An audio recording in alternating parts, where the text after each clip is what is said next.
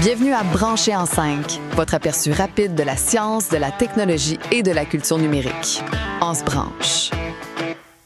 Aujourd'hui, on fait le tour de l'Atam GPT, le nouveau modèle d'intelligence artificielle pensé pour et par l'Amérique latine.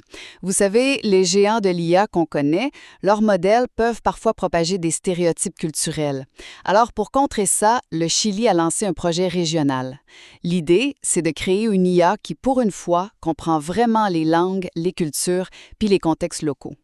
Premièrement, et c'est vraiment le cœur du projet, il faut lutter contre les préjugés pour atteindre une souveraineté numérique. Il faut savoir que les modèles actuels sont entraînés avec très peu de données régionales.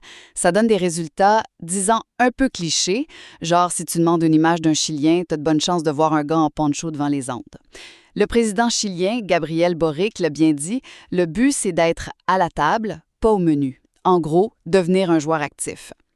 Deuxième point, super important à comprendre, ce n'est pas un nouveau ChatGPT pour le grand public. Non. Faut plutôt voir ça comme un genre de moteur. C'est un modèle de base, open source, une fondation que tout le monde peut prendre et adapter. Par exemple, une entreprise l'utilise déjà pour créer des agents de service à la clientèle qui comprennent l'argot local. Vraiment pratique. Finalement, un projet comme ça, c'est ambitieux, puis ça vient avec des défis.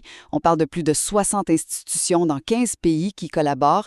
Le hic, c'est le budget. 550 000 $, c'est pas rien, mais c'est clair que ça ne leur permettra pas de compétitionner directement avec les géants. Pour la suite, ils prévoient utiliser un nouveau superordinateur et même intégrer des langues autochtones. Bref, l'Atam GPT, c'est moins une course contre les géants de l'IA qu'une affirmation de souveraineté culturelle et un pari sur un écosystème techno qui leur ressemble.